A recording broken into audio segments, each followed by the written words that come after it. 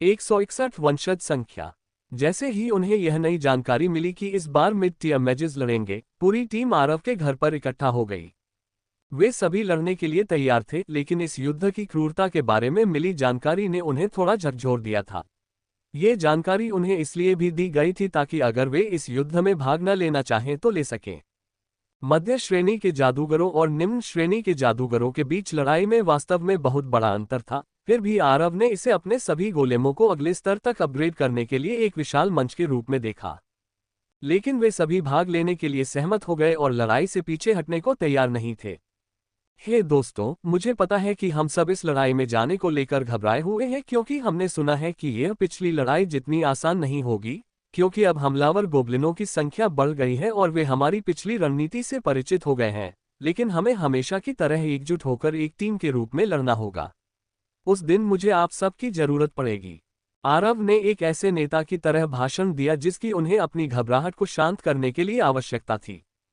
हाँ, लेकिन अगर हम वापस न लौट पाए तो, अगर वो गोब्लिन जीव हमारे लिए बहुत शक्तिशाली और भारी पड़े तो, मुझे लगता है कि हमें सबसे बुरे हालात के लिए तैयार रहना चाहिए। आथा ने कहा, इससे पहले कि अवनी ने उस पर पानी की तोप से सीधा हमला किया, जिससे वह उड़कर दूर जा गिरा। बेवकूफ, इसे अपशकुन मत बनाओ, हम सब वापस आ जाएंगे। हम सब इसके लिए प्रशिक्षण ले रहे हैं। हमारे पास जीतने की शक्ति और कौशल है। हम सब ने अपने युद्ध कौशल को और अधिक निखारने और मजबूत होने के लिए व्यक्तिगत प्रशिक्षण भी लिया है। और अगर हम में से कुछ वापस नहीं भी लौट पाते हैं, तो भी हम सम्मान और वीरता के साथ लड़ेंगे। हालांकि जब तक हम प्रथम स्तर के युद्ध क्षेत्र में हैं, मैं हम में से किसी को भी मरने नहीं दूंगा, आरव ने उन्हें आश्वस्त किया। मेहन, मुझे नहीं पता, स्पेस गेट की रीडिंग आ गई है और हालात अच्छे नहीं लग रहे हैं। इस बार बहुत सारे गोब्लिन बाहर आने वाले हैं। अगर हम अलग हो गए तो, नाइट ने कांपती हुई आवाज में पूछा। हमें हर हाल में साथ रहना होगा। हम एक इकाई के रूप में लड़ेंगे और एक दूसरे की रक्षा करेंगे। याद रखो, हम सब इसमें एक साथ हैं। मैं अग्रदूत के रूप में, आथर रक्षक के रूप में, अवनी जादूगरनी की मास्टर के रूप में, अविनाश योद्धा के रूप में और नाइट हत्यारे के रूप में, हम लगभग अजेय होंगे। आरव की कही बातों को सुनकर उन सभी के चेहरे पर मुस्कान आ गई, क्योंकि आरव उनके नाम के साथ जुड़ा हुआ था और इससे उन्हें अपने उद्देश्य का एहसास हुआ। मैं डरा हुआ हूँ दोस्तों। मुझे नहीं पता कि मैं ये कर पाऊंगा या नहीं। मैंने पिछली बार मरने वालों को देखा था आरव, वह एक नरसंहार था। जब पिछली बार ब्लड मून हुआ था तब तुम शहर में नहीं थे। युद्ध के मैदान में हर तरफ अफरा तफरी मची हुई थी। अवनी ने दांत पीसते हुए कहा और नाइट ने उसका समर्थन करते हुए उसके बगल में खड़े होकर। आरव ने उन्हें एक पल के लिए देखा और फिर अपनी नजरें हटाकर गॉर्डन टियर के सभी नेताओं की बैठक में सुनी गई सभी बातों के बारे में सोचने लगा। हम सभी को डर लगता है, लेकिन हम डर को हमें रोकने नहीं दे सकते। हमें बहादुर बनना होगा और लड़ना होगा। और अगर आपको मदद की जरूरत हो तो बेझिझक पूछें। हम सब एक दूसरे के लिए मौजूद हैं। मैं डरा हुआ हूं क्योंकि मैंने अपने पिता के साथ बहुत कम समय बिताया है। हम अभी फिर से मिले हैं और अब मैं एक ऐसे युद्ध में जा रहा हूं जिससे मुझे नहीं पता कि मैं वापस आ पाऊंगा या नहीं, क्योंकि हमें हमेशा एक दृढ़ मानसिकता बनाए रखनी होगी। हमें हमेशा सबसे बुरे के लिए तैयार रहना होगा। आरव, आपको हमें एक शानदार जीत की ओर ले जाना होगा। जीवन में अभी भी बहुत कुछ करना बाकी है। अविनाश ने कहा, मानो उनका ध्यान कहीं और हो, भले ही वे उनके साथ बैठक में थे। आखिरकार उन्होंने बोलना बंद कर दिया और अपने हाथ में तलवार को सहलाने लगे। अपने पिता के साथ प्रशिक्षण के बाद से अविनाश में आए बदलाव साफ तौर पर दिखाई दे रहे थे, लेकिन पूरे समूह ने इस बात को नजरअंदाज कर दिया कि वह समय के साथ सुधर जाएगा। हम सभी के जीवन में कोई न कोई ऐसा व्यक्ति होता है जिसकी हम परवाह करते हैं, लेकिन याद रखिए, हम ये सब उनके लिए भी कर रहे हैं। हम अपने प्रियजनों, अपने परिवार, इस शहर की रक्षा के लिए लड़ रहे हैं जिसमें हम पले बड़े हैं और जिसे हम प्यार करते हैं। और हम उनके पास जरूर लौटेंगे। अगर हम असफल हो गए तो क्या होगा? आथा ने फिर पूछा और इस बार उस पर दागी गई पानी की तोप पहले से कहीं ज्यादा बड़ी थी, जिससे वह आरव की छत पर जा गिरा। मैंने तुमसे कहा था ना, अपशकुन मत करो कमीने। तुम कामयाब नहीं हो पाओगे, अवनी ने गुस्से में कहा और बाकी गिरोह के लोग बस हंस पड़े। इतने लंबे समय बाद वे पहली बार इतने बेफिक्र होकर हंसे थे। लगता है लड़ाई का दबाव उन पर हावी हो रहा है और सिर्फ आरव ही बेपरवाह दिख रहा है। हारना कोई विकल्प नहीं है। हम जीतने के लिए हर संभव प्रयास करेंगे, और अगर हम हार भी जाते हैं तो भी हम एक दूसरे का साथ देंगे। चाहे कुछ भी हो जाए, हम हमेशा एक टीम रहेंगे और हमें ये सुनिश्चित करना होगा कि हम जिंदा वापस लौटें, यही सबसे महत्वपूर्ण बात है, समझे? आरव ने सवाल किया और उन सभी ने एक साथ जवाब दिया। अंत में, हमें खुद पर भरोसा रखना होगा और अपनी अंतरात्मा की आवाज सुननी होगी। हम पूरी ताकत से लड़ेंगे और जिंदा वापस लौटेंगे। साथ मिलकर हम हर चुनौती का सामना कर सकते हैं। आरव ने अपने गोलेमों की ओर जाते हुए अपना अंतिम भाषण दिया ताकि वह उनके लिए अंतिम तैयारियां कर सके। और बाकी के गिरोह भी अंतिम युद्ध की तैयारी में जुट जाने के कारण तुरंत आंगन से गायब हो गए। अल्पविराम। गॉर्डन परिवार के मुखिया का घर। तुम्हारे द्वारा भेजी गई जानकारी से उन्हें क्या पता चला? कुलपति ने अपने सामने बैठे ड्रेको से सवाल किया। खैर, उन सभी को अपने अपने डर थे, लेकिन आरव फिर भी दृढ़ रहा और यह सुनिश्चित किया कि उनकी मानसिकता सही रास्ते पर बनी रहे।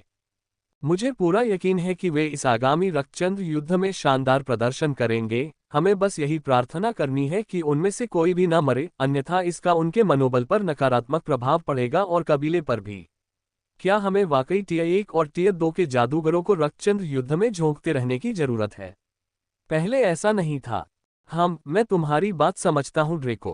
पहले हम हमेशा जादूगरों के तीसरे स्तर तक पहुंचने का इंतजार करते थे, उसके बाद ही वे मध्य स्तर के रक्त युद्ध में भाग लेते थे। लेकिन समय बदल रहा है और अगर हम उच्च जन्म दर वाले गोब्लिनों को हराना चाहते हैं तो हम पीछे नहीं हट सकते, वरना हमारी हार जल्दी हो जाएगी। वे ज़ॉम्बीज़ की तरह नहीं हैं जिन्हें अपने शिकारों के कारण विकसित होना पड़ा। हर एक शिकार 100 से ज्यादा नवजात शिशुओं को बढ़ने में मदद कर सकता है। क्या तुम समझते हो? हाँ। ड्रैको से बात समाप्त करने के बाद कुलपति ने एक अन्य व्यक्ति की ओर रुख किया जो उनसे कुछ ही दूरी पर खड़ा था, लेकिन दीवार से पीठ टिकाए हुए था। अंधेरा। कुल में वापस लौटने के बारे में तुम्हारा क्या ख्याल है? कुलपिता ने अपने चेहरे पर शरारती मुस्कान के साथ पूछा। वापस आने की क्या जरूरत है? वैसे भी जब से मैंने डार्क गोलेम का रास्ता अपनाया है तब से कई बड़े बुजुर्ग मुझे पसंद नहीं करते। मैं इतनी तरक्की सिर्फ आपके प्यार की वजह से ही कर पा रहा हूँ, कुलपति जी। उस व्यक्ति ने अंधेरे साए से निकलकर रोशनी में आते हुए कहा। उसके भीतर अत्यधिक रक्त पिपासा हुआ था। उसकी कमर पर एक कटाना तलवार लटकी हुई थी जो अभी भी म्यान में थी। उसका हैंडल अनोखे ढंग से तराशा गया था, लेकिन वह हड्डी से बना था। यहाँ तक कि म्यान भी शुद्ध सफेद हड्डियों का बना था और उसकी पीठ के पीछे एक विशाल हड्डी की कुल्हाड़ी थी जिस पर मंत्र उत्कीर्ण थे। मुझे परवाह नहीं कि वे तुम्हारे बारे में क्या सोचते हैं, मैं कुलपिता हूँ और मैं सच कह रहा हूँ कि मैं चाहता हूँ कि तुम 8वें वरिष्ठ बनो। इस तरह मेरा एक और शिष्य कुल में निर्णय लेने वाला बन जाएगा और मैं बिना किसी प्रतिबंध के अपनी विस्तार योजना को आगे बढ़ा पाऊंगा, क्योंकि हमारा कुल राजधानी के सबसे कमजोर उच्च स्तरीय कुल जितना ही मजबूत होगा।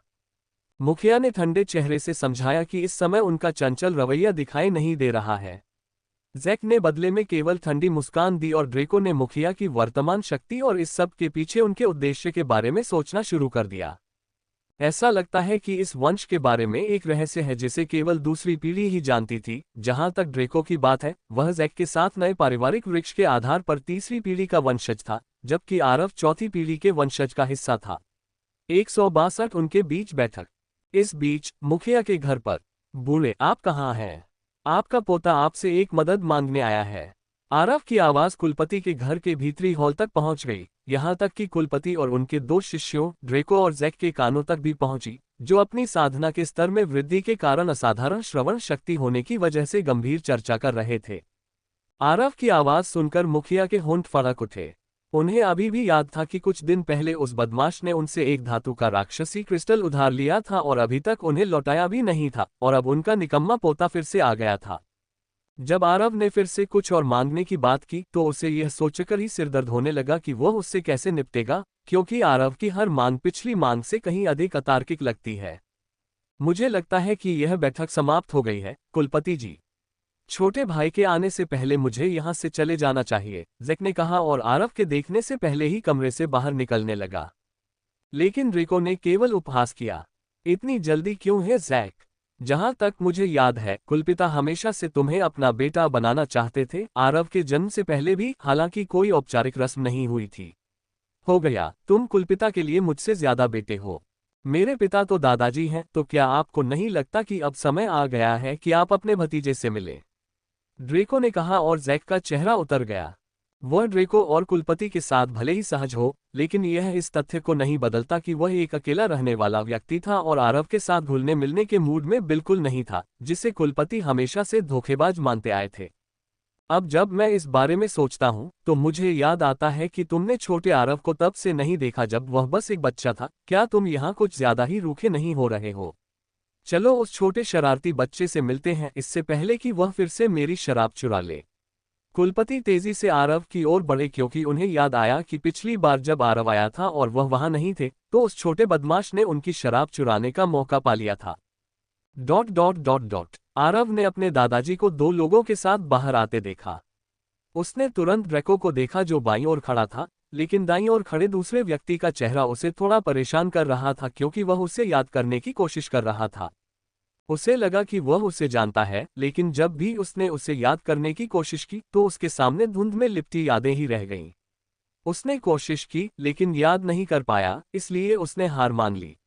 ये स्पष्ट था कि उसके मन में उसकी एक छवि थी, लेकिन दबी हुई यादों में पुराने आरव की छवि भी शामिल थी।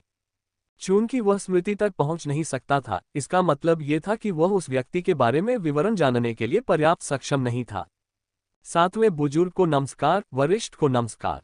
बूढ़े आदमी, मुझे एक मदद चाहिए। पहले तो आरव ने ड्रेको का अभिवादन झुककर किया और साथ ही सम्मान दिखाने के लिए अपने दोनों हाथों को सामने की ओर जोड़कर अभिवादन किया।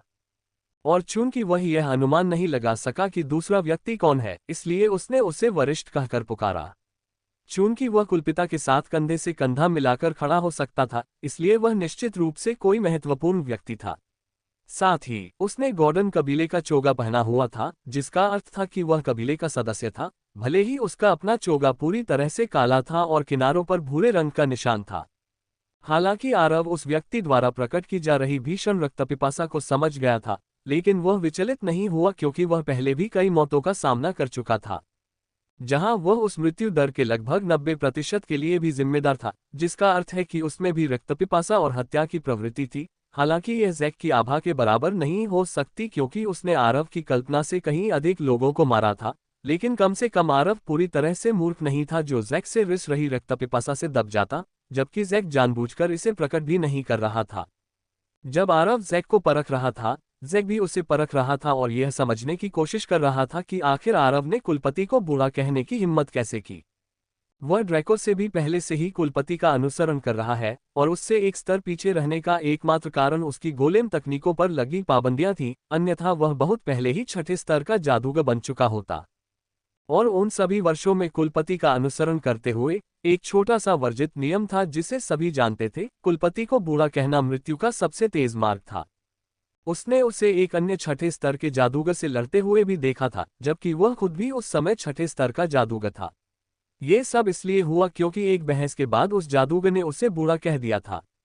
उसने जादूगर की जमकर पिटाई की और यह सुनिश्चित किया कि उसके गोलेम जादूगर के चेहरे पर तब तक हमला करते और भूसे मारते रहे जब तक कि वह खुद को पहचान न सके।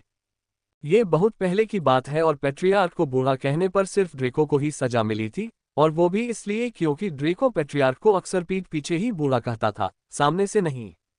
आरव, अपने चाचा से मिलो, उनका नाम जैक है और मैंने उन्हें ही किसी भी अप्रत्याशित घटना की स्थिति में तुम्हारी रक्षा करने के लिए कहा है, मुखिया ने मुस्कुराते हुए कहा। अल्पविराम। मुझे लगा था कि इस बार तीसरे बुजुर्ग हमारा नेतृत्व कर रहे हैं। मैंने खर्चों की सूची और उसमें शामिल लोगों के बारे में सुना है। मेरे कुछ छोटे मोटे संपर्क हैं, तुम्हें पता है ना? आरव ने ताना मारा। हाँ, मैंने उस शराबी को तुम्हारी रक्षा करने के लिए कहा था, लेकिन वह भरोसेमंद नहीं है, मुझे भी उस पर भरोसा नहीं है। हो सकता है कि वह युद्ध के मैदान में जाकर खुद शराब पी ले और युद्ध शुरू होने पर तुम्हारी रक्षा करना भूल जाए। सर ड्रेको के बारे में क्या? मैंने सुना है कि वह भी भाग लेने वाले हैं। आरव ने पीले चेहरे से पूछा और जैक के होंठ फड़कने लगे। उसे उस लड़के को थप्पड़ मारने की तीव्र इच्छा हो रही थी जो उसे नीचा दिखा रहा था।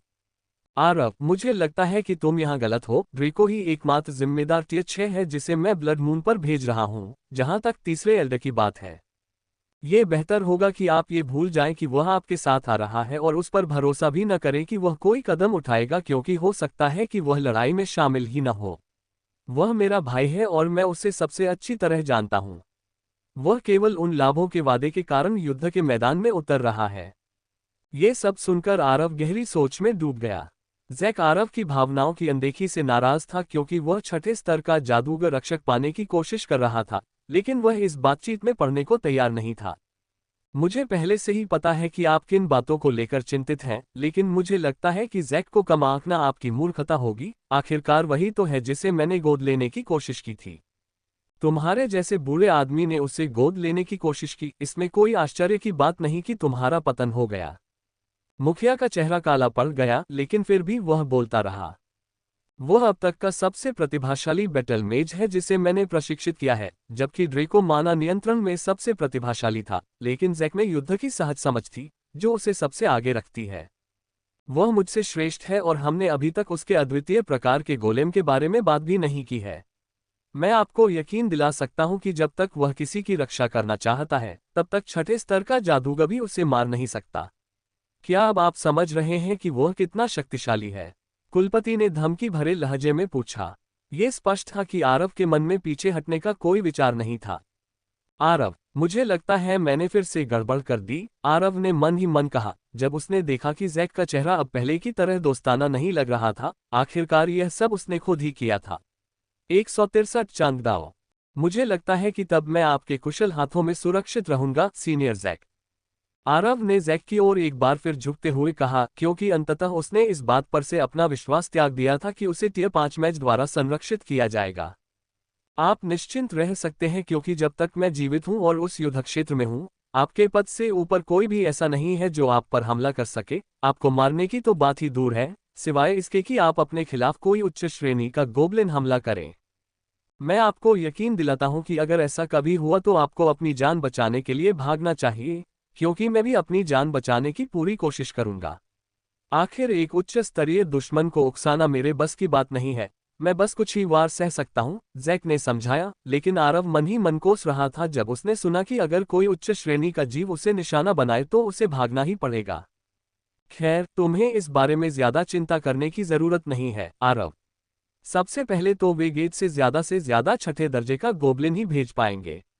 इससे ज्यादा शक्तिशाली कुछ भी भेजने से उनके द्वारा बनाया गया स्पेस चैनल बहुत ज्यादा दबाव में आ जाएगा, लगभग इस हद तक कि वह टूटने की कगार पर लगेगा।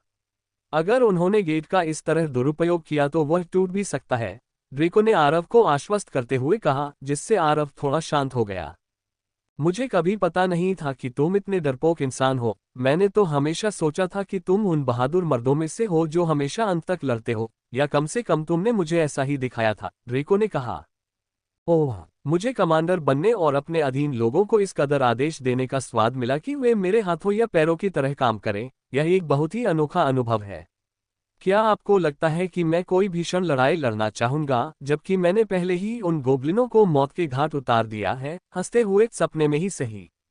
मुझे लगता है कि आप उनके खिलाफ जाने के लिए काफी आत्मविश्वासी हैं। कम से कम टियर 1 गोब्लिनों के समूह के खिलाफ मुझे पूरा भरोसा है कि मैं उनकी पंक्तियों को ध्वस्त कर दूंगा, बशर्ते मुझे रैंक के एक युद्ध क्षेत्र में भाग लेने वाले सभी कुलों का सहयोग प्राप्त हो, जिसमें शहर के रक्षक भी शामिल हैं।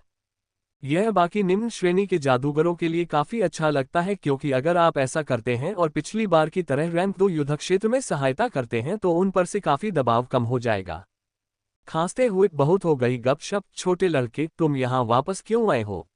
अगर मुझे सही याद है तो तुम वो शक्ति का क्रिस्टल वापस नहीं लाए जो मैंने तुम्हें दिया था। तुम इसे अपने तक ही रखने का सपना भी मत देखना, क्योंकि उस शक्ति क्रिस्टल को प्राप्त करने से पहले मैंने बहुत तनाव झेला था, जो मैंने तुम्हें उधार दिया था। अपने दादाजी के इस बयान के बाद आरव ने मुंह बना लिया। कितने स्वार्थी आदमी हो तुम! एक साधारण शक्ति क्रिस्टल के बारे में शिकायत क्यों कर रहे हो? यहां तक कि 5वां एल्डर गोलेम भी उसके लिए जानवरों का शिकार कर सकता है, तो तुम अपने गोलेम को अपने लिए जानवरों का शिकार करने क्यों नहीं भेज सकते?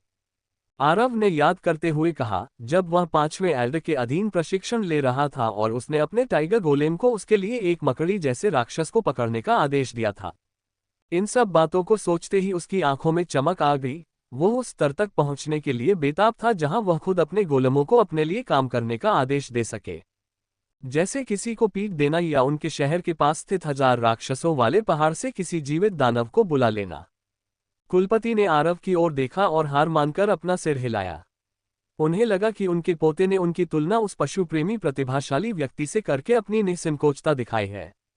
जिसने अपनी सारी ऊर्जा राक्षसी गोले बनाने में लगा दी और अपनी साधना को भुला दिया, यहाँ तक कि ड्रेको भी उससे आगे निकल चुका है। उसके उस प्रतिभाशाली भाई के पास गोलेम बनाने की ऐसी प्रतिभा थी जिसकी तुलना वह सोच भी नहीं सकता था।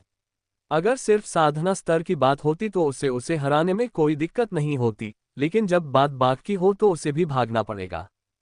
खैर, मैं यहाँ उस कारण से नहीं आया हूँ, मैं यहाँ आपसे कटाना चलाने का तरीका सीखने आया हूँ।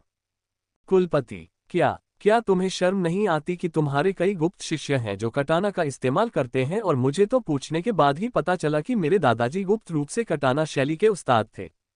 मैंने भला ऐसी बात कब छुपाए। मुखिया के विचार पहले से ही बेकाबू हो रहे थे क्योंकि वह आरव की बात को समझ ही नहीं पा रहा था। क्यों? आपके अपने पोते को आपने कभी कुछ नहीं सिखाया? क्या आपके पास ज़मीर नहीं है? अल्पविराम। आरव ने नाराजगी भरे चेहरे से शिकायत की, यहाँ तक कि जैक भी उसके हाव भाव से प्रभावित हुए बिना नहीं रह सका। लेकिन ड्रेको कौन था? वह आरव की हरकतों में कभी फंसने वाला नहीं था। मुखिया का चेहरा पहले से ही काला पड़ चुका था और वह आरव पर लगे आरोपों से हैरान था। इस बदमाश को मैं हमेशा से पढ़ाना चाहता था, लेकिन जब भी मैं उसे फोन करता हूँ, वह हमेशा कहता है कि मैं एक स्वशिक्षित प्रतिभा हूँ। स्वशिक्षित प्रतिभा, स्वशिक्षित बकवास। जैसे ही उसे पता चला कि मैं कटाना शैली का उस्ताद हूँ, वह दौड़कर मेरे पास आया और मेरी कटाना शैली सीखना चाहता था।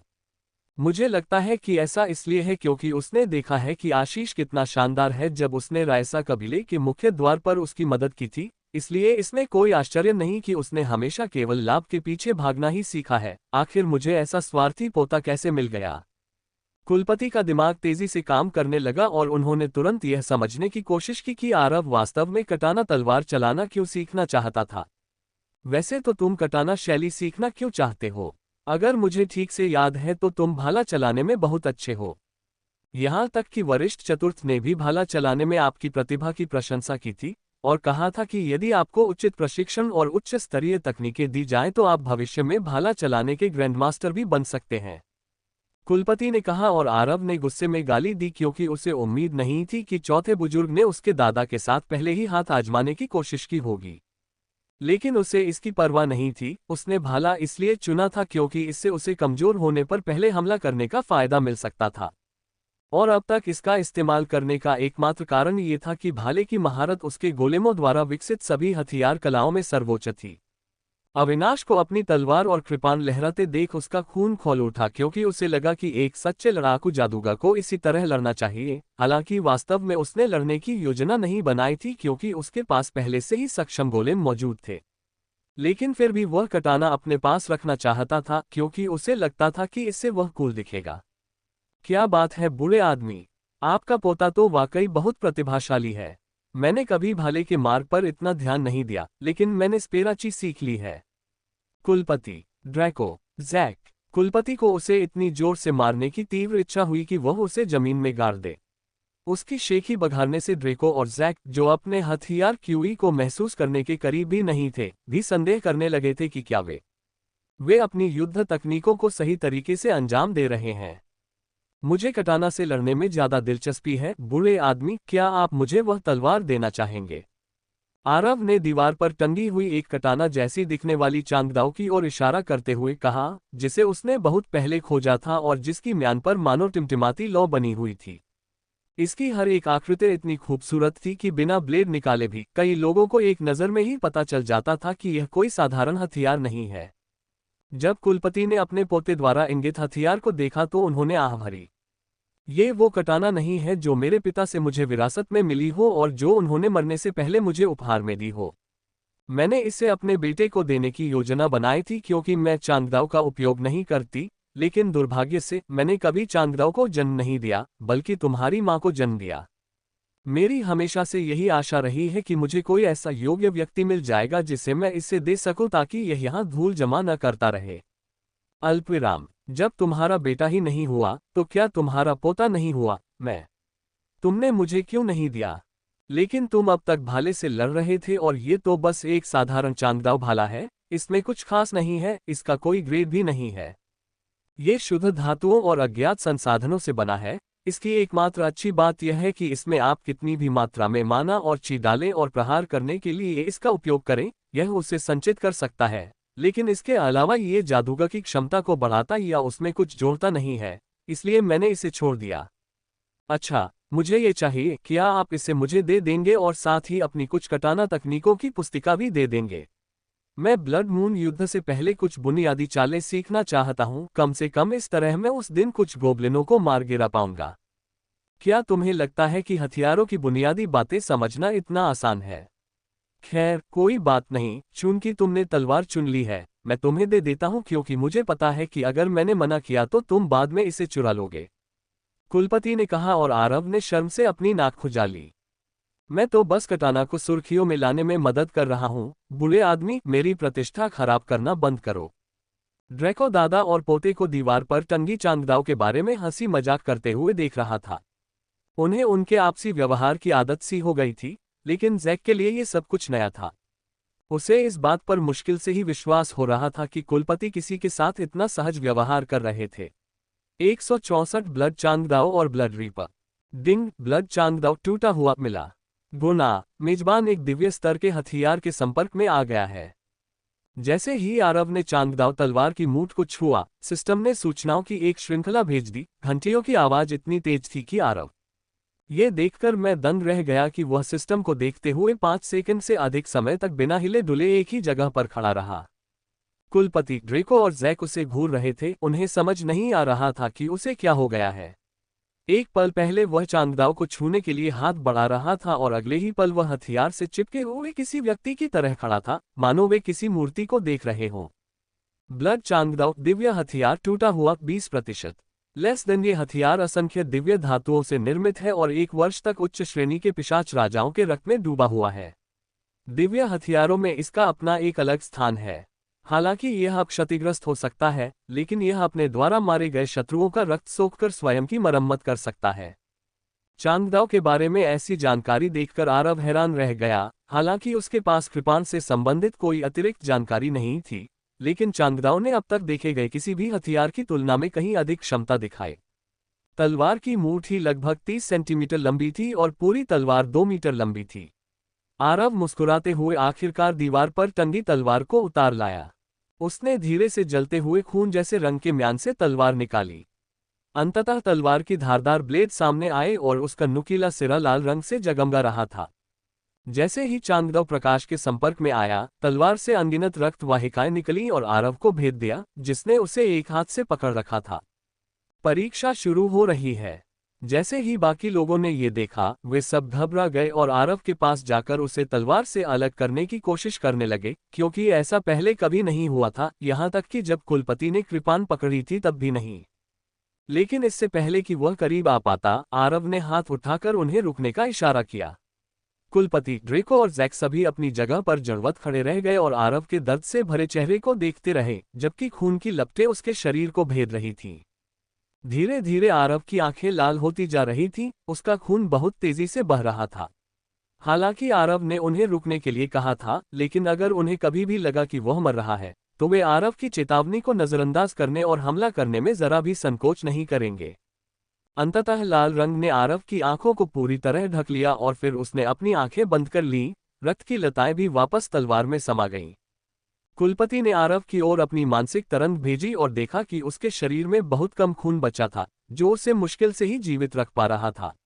उसका चेहरा भी पीला पड़ गया था, लेकिन फिर भी कुलपति उसके करीब जाने से डर रहे थे, कहीं स्थिति और बिगड़ न जाए। वह केवल आरव पर विश्वास कर सकता था और उसके किसी भी समाधि अवस्था से जागने का इंतजार कर सकता था। तलवार में प्रवेश करने वाले तंतु फिर से बाहर आ गए। इस बार वे आरव के शरीर में फिर से प्रवेश करने के लिए तैयार थे और कुलपति और बाकी लोग अपनी गति को जरा भी सीमित किए बिना आगे बढ़ गए। देखते ही देखते वे उन तंतुओं के सामने आ गए जो उन्हें आगे बढ़ने से रोक रहे थे। तभी अचानक कुलपति के सामने एक कटाना प्रकट हो गई। उन्होंने तंतुओं में से एक पर वार किया, लेकिन तंतुओं के वार से बच निकलने पर वे आश्चर्यचकित रह गए। फिर भी उन्होंने हार नहीं मानी और तुरंत पलटवार किया। उसने अपनी कटाना की स्थिति बदली और टेंटिकल्स का पीछा करते हुए उसे काट डाला, जिससे भारी मात्रा में खून बह निकला। खून में संक्षारक गुण देखकर वह तुरंत पीछे हट गया। उसने देखा कि वह केवल एक ही टेंटिकल काट पा रहा है, तो वह निराश हो गया। हालांकि उसने आरव को उड़ाने के डर से अपनी माना शक्ति का प्रयोग नहीं किया, क्योंकि आरव पहले से ही अपनी अंतिम सांसें ले रहा था। लेकिन कम से कम उसका शारीरिक बल किसी भी टियर 7 मैच से कम नहीं था, फिर भी उसके शारीरिक हमले केवल एक को ही काट पाए और उसे पीछे हटना पड़ा। जैक और ड्रेको पर उसने जरा भी ध्यान नहीं दिया क्योंकि उसके टेंटेकल्स बहुत मजबूत थे, लेकिन ऐसा लग रहा था कि वे उन्हें पीछे धकेल रहे थे, हमला नहीं कर रहे थे, जबकि बाकी टेंटेकल्स आरव के चारों ओर लिपट गए और खून के कोकून में बदल गए। अब परवाह न करते हुए मुखिया ने अपने दोनों हाथों से कटाना को पकड़ रखा था और अनगिनत बार कर रहा था, जिससे कटाना धुंधला दिखाई दे रहा था क्योंकि वह धरती की चमक की लहरें भेज रहा था। अल्पविराम, जिससे ये सुनिश्चित हो गया कि उसका हमला अधिक टिकाऊ था और वह टेंटिकल्स के अनगिनत हमलों का सामना करने में सक्षम था। उन सभी टेंटिकल्स को काटने के बाद जो उन्हें बांधे हुए थे, वह ब्लड कोकून की ओर दौड़ा, लेकिन उसने देखा कि कोकून थोड़ा सा खुल रहा था और तंतु सीढ़ियों की तरह काम कर रहे थे। जैसे ही कोकून हवा में तैरने लगा, आरव बाहर आ गया। जैसे ही आरव के पैर जमीन पर पड़े, उसने अपनी आंखें खोल दी और यहां तक कि ड्रेको और जैक भी उसकी आंखों की पुतलियों में लाल रंग देख सकते थे, जो उसे एक खास तरह का आकर्षण प्रदान करता था। उसके शरीर का हर हिस्सा ऐसा लगता था मानो उसे जैद से तराशा गया हो। क्या तुम ठीक हो? मुझे देखो, मुझे लगा कि तुम्हारे साथ कुछ बुरा हो रहा है जब उन भयानक चीजों ने तुम्हें घेर लिया था, लेकिन तुम तो और भी ज्यादा सुंदर निकले। तुम्हारे पास इतनी अच्छी सूरत और इतना सौभाग्य कैसे हो सकता है? कुलपिता ने आरव के करीब आते हुए सवाल किया। आरव ने अपने दादाजी को देखकर बस मुस्कुरा दिया, जो सहज दिखने की कोशिश कर रहे थे, लेकिन जब रेशम का कोकून खुला तो आरव ने उनके चेहरे पर चिंता का भाव पहले ही देख लिया था। चिंता मत करो, मैं ठीक हूँ। तलवार बस ये परखना चाहती थी कि मैं इसके लायक हूँ या नहीं, बस इतना ही। आरव ने चांगदाव तलवार को उठाते हुए कहा, जो अब वापस म्यान में थी। और कुलपति का चेहरा क्रोध से विकृत हो गया। तुम कमीने, मैं इतने लंबे समय से तुम्हारी देखभाल कर रहा हूँ, यहाँ तक कि हर महीने तुम्हारी म्यान भी साफ करता हूँ, फिर भी तुमने मुझे कभी कोई लाभ नहीं दिया। अगर आपको मैं योग्य नहीं लगा, तो क्या आप मुझे उसके जैसा सुंदर और जवान नहीं बना सकते? कुलपति ने कृपान की ओर इशारा करते हुए शिकायत की, लेकिन चांगदाव ने कोई प्रतिक्रिया नहीं दी, बल्कि अपने तंबू को वापस खींच लिया, और जैसे ही वे म्यान के संपर्क में आए, वे गायब हो गए। अगर उन्होंने इसे कभी नहीं देखा होता और किसी ने उन्हें बताया होता कि कृपान में टेंटेकल्स हैं, तो वे इस विचार को सिरे से खारिज कर देते। हालांकि वे सभी सहजता से पेश आ रहे थे, लेकिन अंदर ही अंदर वे हैरान थे क्योंकि आरव ने एक बार फिर अपनी किस्मत का जादू दिखाया था। जब वे सब आपस में बातचीत कर रहे थे, तभी आरव ने आखिरी सिस्टम नोटिफिकेशन देखा। आपको ब्लड चांगदाव द्वारा चुना गया है और आप ब्लड रीपर के उत्तराधिकारी बन गए हैं। दैनिक कार्य आपको अपनी नई शारीरिक शक्ति के साथ आसानी से तालमेल बिठाने में मदद करने के लिए दिए जाएंगे। 165 तलवार चलाना पुनः सीखना। हाँ, ये मैनुअल ले लो, इसमें मेरी सभी बुनियादी कटाना तकनीकें हैं और तुम्हें इस बात की चिंता करने की जरूरत नहीं होगी कि यह तुम्हारे चांगदाव से मेल नहीं खाएगी। आखिरकार चांगदाव और कटाना में शायद ही कोई खास अंतर हो, क्योंकि चांगदाव को कटाना को रोकने के लिए बनाया गया था, इसलिए दोनों तलवारों में कुछ समानताएं हैं। कुलपति ने आरव के मन बदलने से पहले ही उसे कटाना की बुनियादी तकनीक सौंप दी और उसके चेहरे पर एक बहुत बड़ी मुस्कान थी। उन्हें इस बात की बेहद खुशी थी कि वे अपने पोते को अपनी ही बनाई हुई कोई चीज सिखा सके। कुलपति ने न केवल आरव को कुछ दिया, बल्कि उनके पीछे खड़े जैक ने आगे आकर अपनी अंतरिक्ष अंगूठी से कटाना जैसी हड्डी निकाली और आरव की ओर बढ़ा दी। जैक के साथ स्पेस रिंग देखकर आरव की आंखें फटी रह गईं। हालांकि उसके पास स्पेस पाउच था, लेकिन वो तो खासतौर पर समनस, अनडेड मेज या गोलेम पाथ मेज जैसे लोगों के लिए बना था।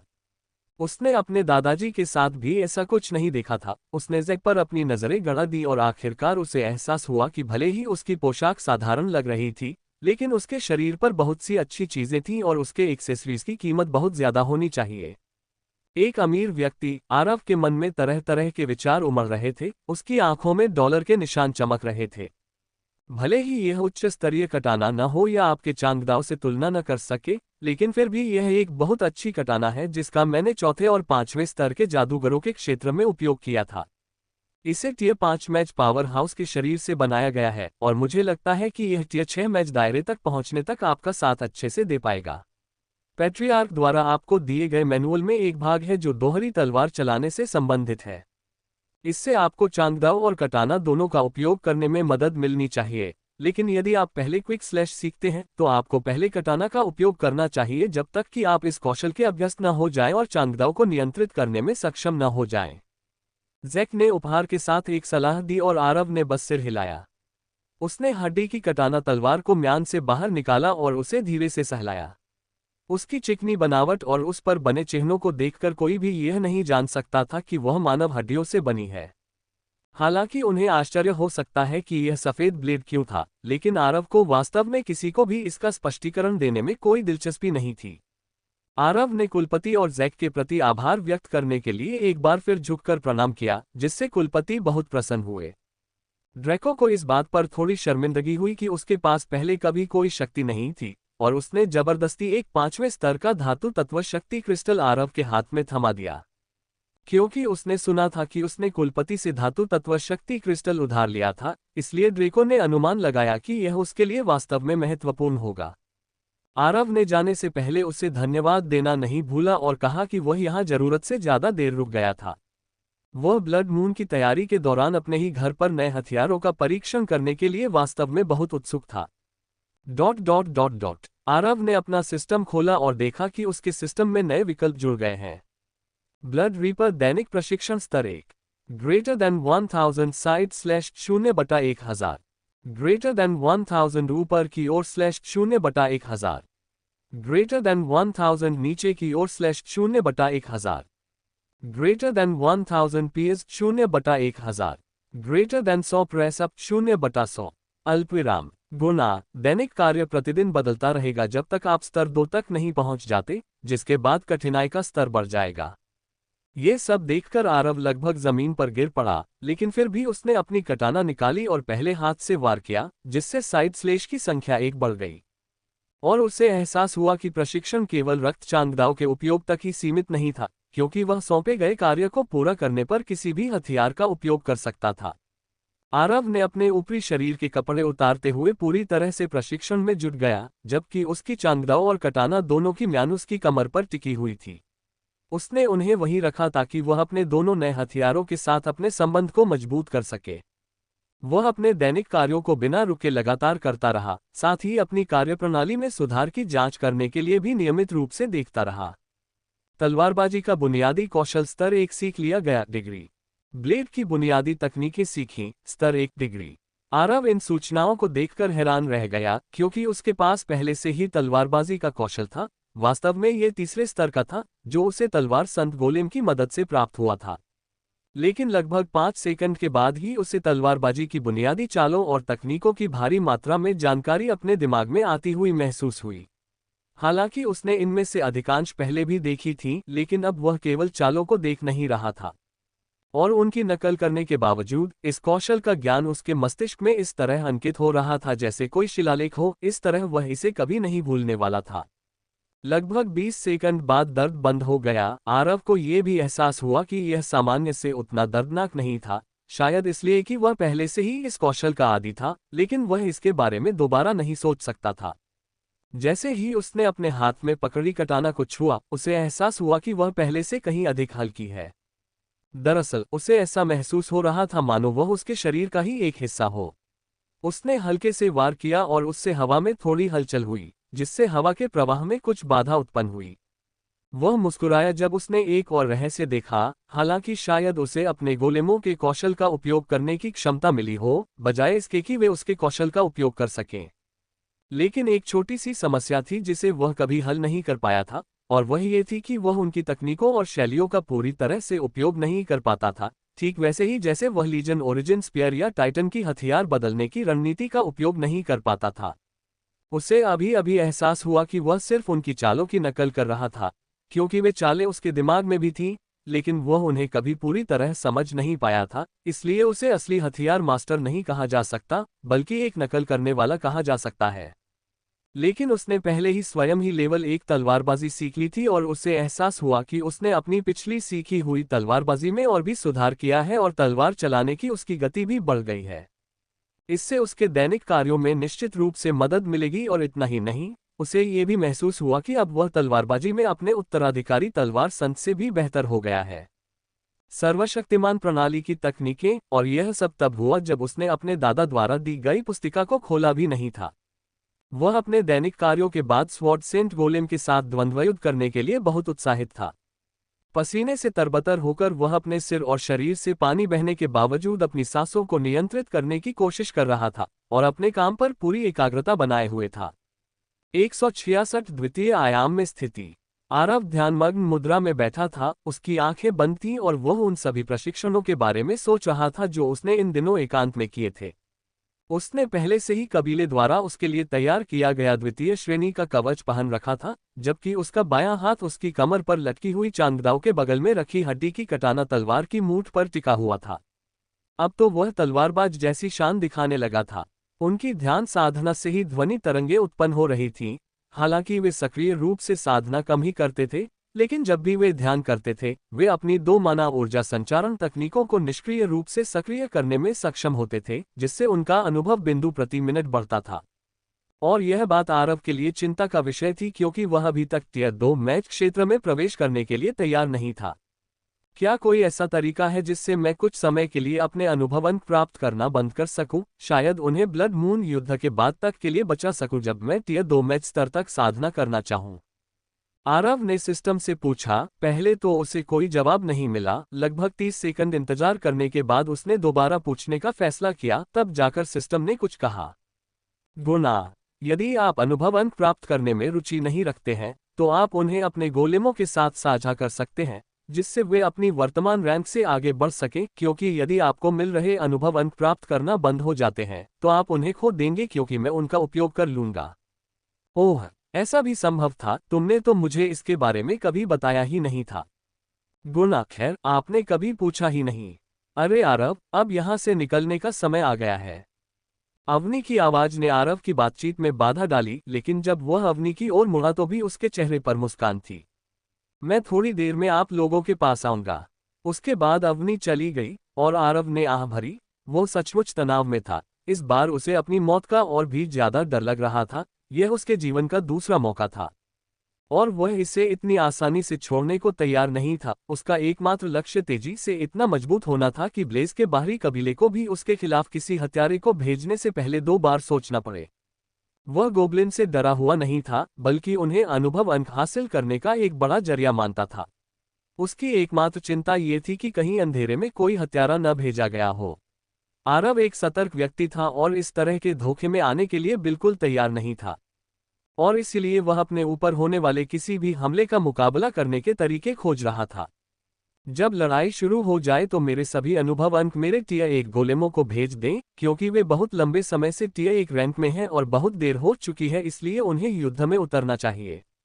जब वे घुसपैठ करेंगे तो मैं उन्हें युद्ध क्षेत्र में ले आऊंगा, ताकि 1 से अधिक लोगों के घुसपैठ करने पर कोई बड़ी गड़बड़ी न हो, क्योंकि अभी से ही मुझ पर काफी निगाहें हैं और यही काफी है। आरव ने अंततः अपनी समग्र शक्ति बढ़ाने का निर्णय लिया, क्योंकि सर्वोच्च शक्ति के सामने कोई भी योजना विफल हो जाएगी। एक्स कमांड ने पुष्टि की है कि आपके द्वारा अर्जित सभी अनुभव अंक निचले रैंक के गोलेमों को अगले रैंक पर ले जाने के लिए उपयोग किए जाएंगे। तो हम चलते हैं। उद्धरण चिन्ह ...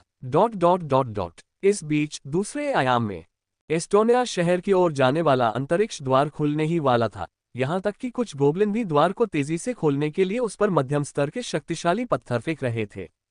अगर इंसानों को इन खर्चों के बारे में पता चलता तो शायद उनका दिल दुख से भर आता, और ये तथ्य कि गोब्लिन उन पर हमला करने के लिए इतने संसाधन खर्च कर रहे थे तब भी उन्हें हैरान कर देता। अल्पविराम। लेकिन दोबारा सोचने पर पता चला कि यह वास्तव में पिछली लड़ाई में अर्जित धन का भंडार था। जब भी रक्तचंद्र युद्ध होता है, दूसरी दुनिया के जीव सक्रिय हो जाते हैं। ये प्राणी अंतरिक्ष द्वार से गुजर सकते हैं और मानव जादूगरों को मार सकते हैं, और प्रत्येक मानव को मारने पर अंतरिक्ष द्वार द्वारा मानव जादूगर की जीवन ऊर्जा को सोख लिया जाता है। जितना उच्च स्तर होगा, जीवन ऊर्जा उतनी ही समृद्ध होगी। और द्वितीय आयाम में स्पेस गेट के आसपास की सभी पावर स्टोन खदानों और अन्य प्राकृतिक संसाधनों की खदानों को बहुत बड़ा बढ़ावा मिलता है। वास्तव में पिछली बार हुए नरसंहार के बाद बहुत से मानव जादूगरों ने भारी लाभ अर्जित किया, जो उनका भरण पोषण करने में सक्षम था। 10,000 से अधिक निम्न श्रेणी के गोब्लिन और लगभग 3,000 मध्यम श्रेणी के गोब्लिन थे, लेकिन गेट के पास स्थित उनकी उच्च श्रेणी की खानों की तुलना में उनमें कोई सुधार नहीं हुआ था, क्योंकि गेट केवल मध्यम स्तर का ही था। और अगर वे किसी उच्च स्तरीय जादूगर को मार भी देते हैं तो इससे केवल अतिरिक्त ऊर्जा मध्य स्तरीय खानों में ही फैलेगी। अगर उनकी किस्मत अच्छी होती तो खदानें उच्च स्तरीय खदान बन सकती थीं, लेकिन ऐसा बहुत कम होता था क्योंकि उच्च स्तरीय जादूगर मिड ब्लड मून अटैक की लड़ाइयों में दखल देने के नियम को शायद ही कभी तोड़ते थे। हॉबगोब्लिन, जिसने पहले गोब्लिनों का नेतृत्व करते हुए युद्ध लड़ा था, इस खर्च के लिए अभी भी मुख्य कमांडर था। वह उस रकम के बारे में सोचकर मुस्कुरा रहा था जो उसे तब मिलेगी जब उसके नेतृत्व में गोब्लिन आज फिर से बड़ी संख्या में दुश्मन सैनिकों को मार गिराएंगे। अंततः वह उच्च स्तरीय छठे गोब्लिन के पद तक पहुंच गया था। वास्तव में अब वह उन अधिकांश गोब्लिनों के समान स्तर पर था जो भीतरी महल में पारिवारिक मुखिया के रूप में रहते थे। और अगर वह कभी दोबारा सफलता हासिल कर लेता है तो उन्हें उसे और उसके परिवार को महल क्षेत्र में आमंत्रित करने के लिए मजबूर होना पड़ेगा। महल के इलाके में रहने वाले उन घमंडी गोब्लिनों के बारे में सोचकर वह बस नाक सिकोड़ लेता था। उसे महल के इलाके में रहने वाले उन गोब्लिनों से नफरत थी क्योंकि वे हमेशा बिना किसी इनाम के उनका इस्तेमाल करते थे। और जब उन्हें उचित लगा उन्होंने उन्हें त्याग दिया और पूरे कबीले पर इस तरह शासन किया जैसे कि वे ही एकमात्र प्रिय हों और उनसे श्रेष्ठ हों। उसे यह आभास था कि एक दिन वह उनसे भी अधिक शक्तिशाली हो जाएगा और वे उसे फिर कभी नजरअंदाज नहीं कर पाएंगे। जैसे ही वह अपनी ही कल्पनाओं में खो गया, उसने देखा कि नंबर 1 नाम का गोब्लिन कुछ छठे स्तर के गोब्लिनों के साथ उसकी ओर आ रहा है। और उसका चेहरा बदल गया। उसे पूरा यकीन था कि वे उससे रणनीति पर चर्चा करने नहीं आए थे, वे शायद उसकी जगह लेने आए थे। ऐसा लगता है कि पिछले रक्तचंद्र युद्ध से उसे जो लाभ मिले हैं, उन्होंने इस बार महल के भीतरी हिस्से के किसी व्यक्ति का ध्यान आकर्षित कर लिया है। नंबर 1 गोब्लिन के पास पहुंचने से पहले ही वह अपने छठे स्तर के 2 गोब्लिन परिवार के सदस्यों के साथ उनकी ओर दौड़ पड़ा। मैं महान को प्रणाम करता हूं। हॉबगोब्लिन ने नंबर 1 को देखने के बाद झुककर प्रणाम किया। उसने देखा कि नंबर 1 आखिरकार विकसित हो गया है, लेकिन वह अन्य गोब्लिनों की तरह हॉबगोब्लिन नहीं बना। हालांकि वह देखने में ओर्क जैसा लगता था, लेकिन उसकी लंबाई ओर्क जितनी नहीं थी। ऐसा लगता है कि उसकी वंश परंपरा मिश्रित थी, लेकिन उसमें गोब्लिन वंश परंपरा अधिक सक्रिय थी। वह अपने मजबूत शरीर के साथ लंबा खड़ा था, उसका हाथ उसकी पीठ के पीछे था और उसकी निगाहें हॉबगोब्लिन नेता पर टिकी हुई थीं। आपने अच्छा काम किया है और कुलपति ने आपके योगदान को देखा है। आपने अपनी पिछली गलती की भरपाई भी कर दी है। आपने जो संसाधनों का अंतिम सेट वापस भेजा था वह बहुत मददगार था और कुलपति आपके प्रयास की सराहना करते हैं, लेकिन उन्होंने आपसे एक कदम पीछे हटने और अपने राज्य को मजबूत करने के लिए कहा है। यदि आप अनिच्छुक हैं तो भी आप युद्ध में जा सकते हैं, लेकिन एक नए कमांडर के नेतृत्व में। नंबर 1 गोब्लिन ने कहा और हॉबगोब्लिन ने अपना सिर ऊपर उठाने से खुद को नहीं रोका। उसने नंबर 1 गोब्लिन के पीछे खून से लाल कुल्हाड़ी देखी, लेकिन उसकी दिलचस्पी उन लोगों में ज्यादा थी जिन्होंने उसकी जगह ले ली थी, यानी नंबर 1 के पीछे मौजूद छठे स्तर के गोब्लिनों में। उसने उस घमंडी चेहरे को देखा जो उसे चिढ़ा रहा था और उसने अपने दांत पीस लिए। मैं कुलपिता का आदेश स्वीकार करता हूँ। हॉबगोब्लिन ने अपने सभी कबीले के सदस्यों को बुलाया और चलने लगा। एक ही वाक्य में गोब्लिनों की सेना उससे छीन ली गई। वह केवल अपने परिवार की शाखा के गोब्लिनों के साथ ही जा सकता था। नंबर 1 गोब्लिन की सजा के तहत दी गई चेतावनी को वह समझ गया था, हालांकि उसे बताया गया था कि वह अभी भी जा सकता है। लेकिन उसके वाक्य में छिपी चेतावनी हॉबगोब्लिन तक ठीक से पहुंच गई और अब उसके लिए खर्च जारी रखने की जिद करना नामुमकिन है, वरना वह अपनी पूरी क्षमता तक पहुंचने से पहले ही मर सकता है। अल्पविराम। एक मृत प्रतिभा कभी उपयोगी नहीं होती, उसे जीवित रहना चाहिए था ताकि वह और भी मजबूत होकर वापसी कर सके। नंबर 1 गोब्लिन ने उसे जाते हुए देखा और सिर हिलाया। कितना बुद्धिमान व्यक्ति है, शायद मुझे भविष्य में उसे अपनी तरफ आकर्षित करना चाहिए, नंबर 1 ने सोचा। अध्याय 167 हर किसी की अपनी अपनी योजनाएं। क्या हम उन्हें इतनी आसानी से कमान संभालने देंगे बिना अपने किसी अधिकार के लिए लड़े? हॉबगोब्लिन के पीछे हमेशा उसका पीछा करने वाले छठे स्तर के गोब्लिन में से एक ने शिकायत की, जबकि दूसरे ने उपहास उड़ाते हुए कहा, हमने उस सेना को ईंट दर ईंट खड़ा किया जब तक वह आज इस मुकाम पर नहीं पहुंची, और सिर्फ एक वाक्य से वे हमसे सब कुछ छीन रहे हैं। हमने इसके लिए इतनी मेहनत की थी और अब उन्होंने देखा कि जिसे उन्होंने छोड़ दिया था उससे थोड़ा बहुत लाभ मिलना शुरू हो गया है और वे अपने लालची हाथ हम पर फैला रहे हैं। वे सब बुरे ईर्ष्यालु कमीने हैं जो लड़ने से डरते हैं लेकिन खुद को बेहतर महसूस कराने के लिए हमारे छोटे मोटे फायदों में हाथ डालने के लिए हमेशा उत्सुक रहते हैं। पहले गोब्लिन ने जवाब दिया। जब दूसरा गोब्लिन बातचीत जारी रखने ही वाला था कि हॉबगोब्लिन ने उसके चेहरे पर जोरदार मुक्का मारा और वह कुछ मीटर दूर जा गिरा। जब वह उठा तब भी उसे आश्चर्य हुआ कि हॉबगोब्लिन ने उसे मारा था। उसके चेहरे पर अविश्वास के भाव थे, जिस हॉबगोब्लिन को वे अपना आध्यात्मिक नेता मानते थे उसने कभी उन पर हाथ नहीं उठाया था, आज उसे मार दिया। इससे उसे दुख हुआ। पीछे से आ रही गोब्लिनों की भीड़ भी ये देखकर हैरान थी कि उनके नेता आपस में झगड़ रहे हैं।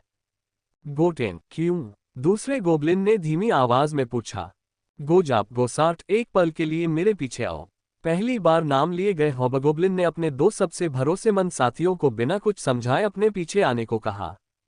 स्पष्ट रूप से वह उनसे निजी बातचीत करना चाहता था। वह दूर चला गया, हालांकि ऐसा लग रहा था कि वह चल रहा है, लेकिन उसका हर कदम ऐसा लग रहा था जैसे उसने 10 कदम पार कर लिए हों। दोनों गोब्लिन तेजी से उसके पीछे पीछे चले गए, जिससे उनके परिवार के बाकी सदस्य हैरान और अचंभित रह गए कि आखिर उनके परिवार के सबसे शक्तिशाली योद्धा, जो हमेशा एक दूसरे के करीब रहे थे, आपस में लड़ने क्यों लगे। लेकिन जितना वे इसके बारे में सोचते गए उतना ही उनका सिरदर्द बढ़ता गया और उन्होंने फैसला किया कि नेताओं के विचारों के बारे में सोचना बेकार है। परिवार की शाखा के प्रतीक्षा स्थल से कुछ मीटर की दूरी सुनिश्चित करने के बाद हॉबगोब्लिन पीछे मुड़ा और अपने दो भरोसेमंद साथियों की ओर देखा। मैं अब उस हमले के लिए माफी मांगता हूं, लेकिन तुम दोनों बेवकूफों की जान बचाने के लिए मुझे ऐसा करना ही पड़ा।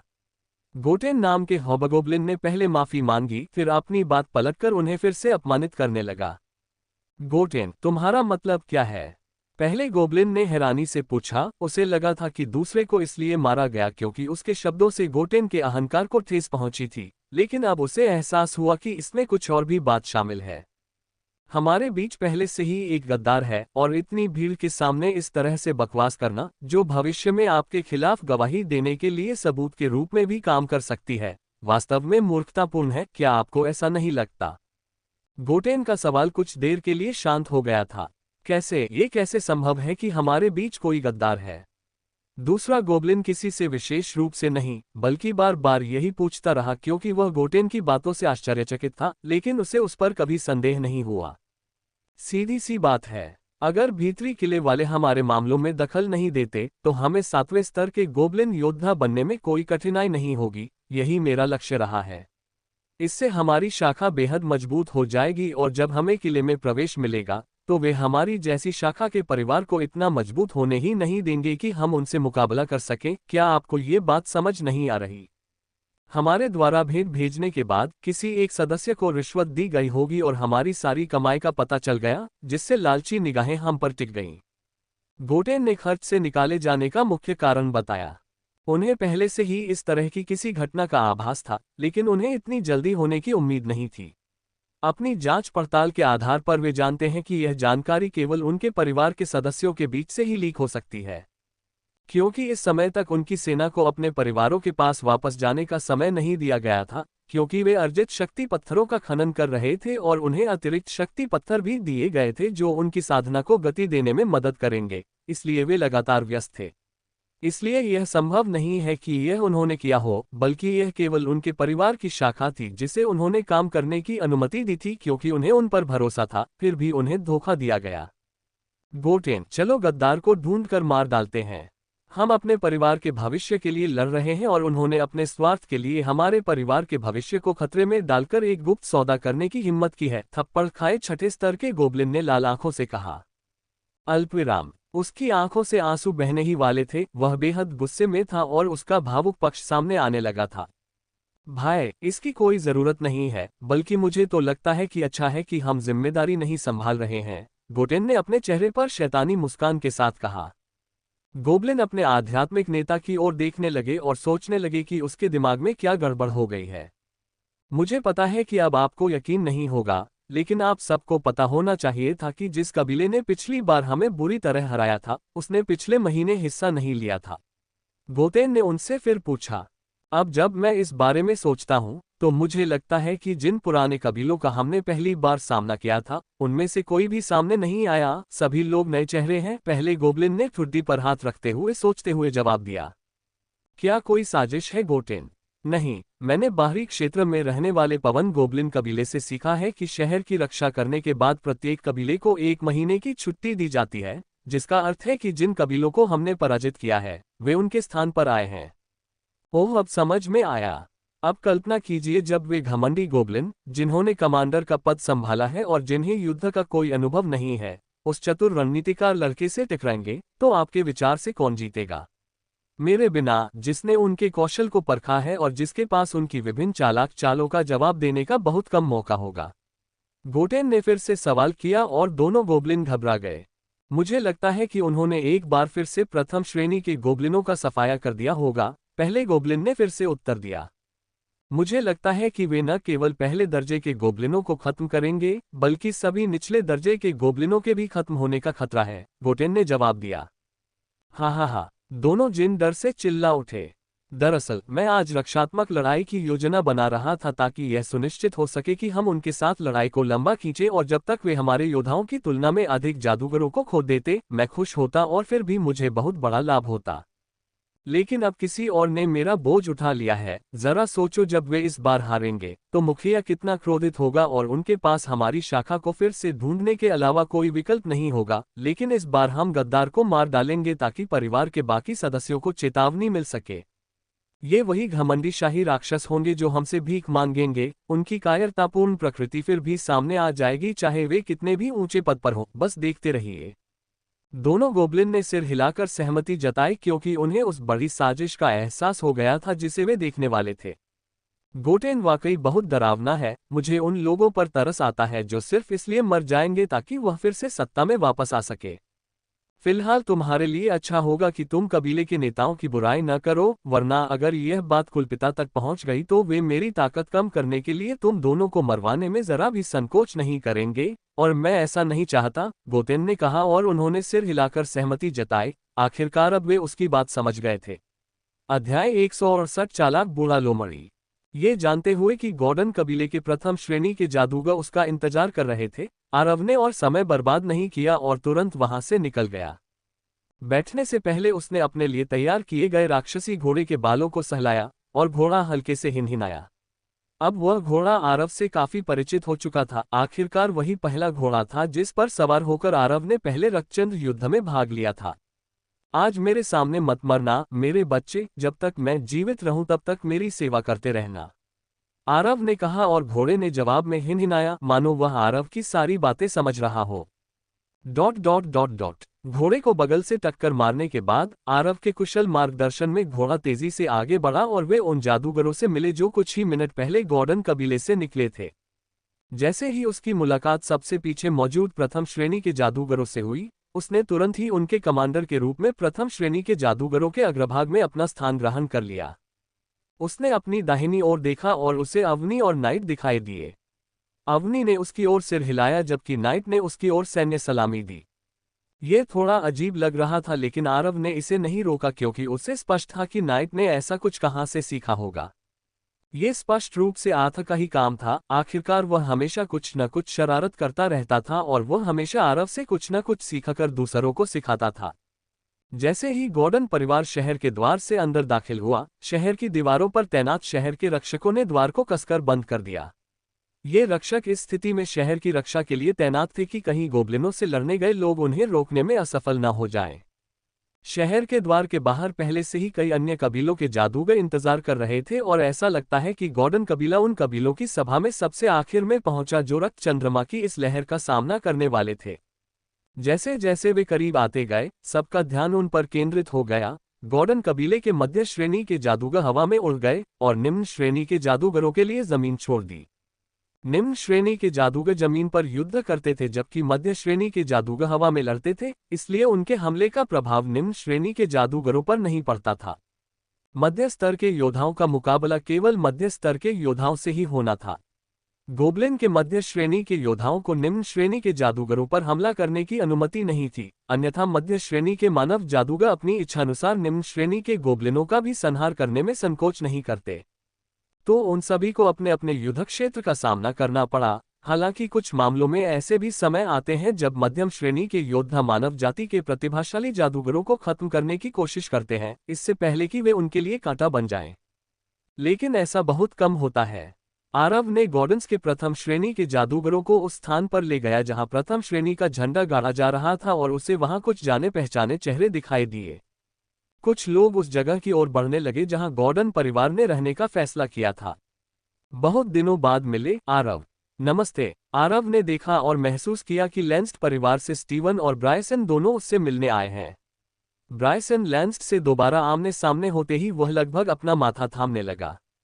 आखिरकार उसने सोचा था कि पिछली बार तो वह उससे पीछा छुड़ा चुका था, लेकिन अब जब उसने इस बारे में सोचा तो उसे लगा कि वह आदमी हमेशा अपने कबीले से जुड़ी किसी भी चीज में हिस्सा लेने में दिलचस्पी रखता है। उसने अपना घोड़ा आगे बढ़ाया और बीच रास्ते में उससे मिला। स्टीवन, बहुत दिनों बाद मिले। आरव मुस्कुराया जब वह और स्टीव दोनों अपने घोड़े पर सवार होकर नीचे उतरे और एक दूसरे को कसकर गले लगा लिया। जब मैंने सुना कि तुम्हारा कबीला भी इसमें भाग लेने वाला है तो मैं बहुत उत्साहित हो गया। चलो इन गोब्लिनों को सबक सिखाते हैं कि पिछली बार जिनसे उन्होंने लड़ाई की थी, वे हमारे विकल्प के रूप में भी नहीं गिने जा सकते। स्टीवन ने अतिरंजित लहजे में कहा कि उसकी माना शक्ति बेतहाशा बह रही है। क्यों नहीं, हम उन्हें फिर से खत्म कर देंगे, इस बार भी कोई फर्क नहीं पड़ने वाला है। आरव ने हल्के से कहा, स्टीवन द्वारा अपनी सर्वोत्तम प्रथम श्रेणी की जादूगरी का प्रदर्शन करने के व्यर्थ प्रयास पर वह मन ही मन हंसे बिना नहीं रह सका। अल्पविराम। लेकिन चूंकि वह व्यक्ति बहुत उत्साही था, इसलिए हम उसका उत्साह कम करने में रुचि नहीं रखते थे। आखिरकार वह न केवल प्रथम श्रेणी के जादूगरों के क्षेत्र में प्रवेश कर चुका था, बल्कि अवनी, अविनाश और आथा भी उस स्तर तक पहुंच चुके थे। पीक टिया एक मेज दायरे में केवल नाइट ही था, वह अभी भी हाई टिया एक मेज दायरे में था, लेकिन वह अभी भी पीक दायरे के करीब था। अगर स्टीवन को इस बात का पता होता तो वह निश्चित रूप से इस समय गॉर्डन परिवार के सामने अपने साधना स्तर का इतना घमंड से प्रदर्शन नहीं कर रहा होता। बॉस आरव। ब्रायसन ने आरव को उसी तरह फोन करने का फैसला किया जैसे आथा हर बार कुछ पूछने के लिए करता है, क्योंकि ऐसा लग रहा था कि आरव उसे नजरअंदाज कर रहा था। क्या चाहते हो, बूढ़े धूर्त? आरव ब्रायसन से तंग आ गया था, जिसने आथा से बेशर्मी करना सीख लिया था, क्योंकि वह बार बार बॉस आरव कह रहा था। बॉस, इस तरह बात मत करो, मैं तो बस आपको उसी तरह बुला रहा हूं जैसे आपके आथा और अविनाश बुलाते हैं, या फिर मुझे आपको बॉस कहने की इजाजत नहीं है। ओह, सीधे मुद्दे पर आओ, मैं तुम्हारी सारी हरकतों को बर्दाश्त करने के मूड में नहीं हूं, क्योंकि मुझे याद है मैंने पहले ही कहा था कि मैं तुमसे कोई वास्ता नहीं रखना चाहता। आरव ने अपना हाथ माथे पर फेरते हुए कहा। ब्रायसन से बात करने मात्र से ही उसे हल्का सिरदर्द महसूस होने लगा था। वह स्टीवन जैसे सीधे सादे लोगों से निपटना पसंद करता था, लेकिन ब्रायसन एक धूर्त 70 वर्षीय व्यक्ति की तरह था जो हर संभव मौके पर उससे फायदा उठाने की कोशिश करता था। भले ही आप मुझसे कोई लेन देन नहीं करना चाहते हो बॉस, मैं आपसे दूर नहीं रह सकता। क्या आप नहीं जानते कि आप मेरे उपकारक हैं? आपके बिना शायद मैं इतना मजबूत नहीं हो पाता। ब्रायसन ने हाथ ऊपर उठाते हुए कहा और उसकी हथेली पर हवा का एक छोटा सा चक्रवात तेजी से टकराया, जिसका रंग हल्का हरा था। हालांकि यह छोटा था, आरव उस छोटे चक्रवात में समाहित विनाशकारी शक्ति को महसूस कर सकता था। और अगर ब्रायसन ने इसे फेंका भी होता तो शायद इससे उस विंड ब्लेड से भी ज्यादा नुकसान होता जो उसने पहले फेंका था। आरव ब्रायसन के तत्व नियंत्रण और आत्मीयता में हुई वृद्धि को देखकर आश्चर्यचकित था। वहीं बगल में खड़ा स्टीवन इस बात से हैरान था कि ब्रायसन भी पीक्स टिया एक मैच स्तर तक पहुंच गया था। उसका चेहरा पीला पड़ गया था। 2 महीने में पीक टिया एक बनना इतना आसान कब हो गया?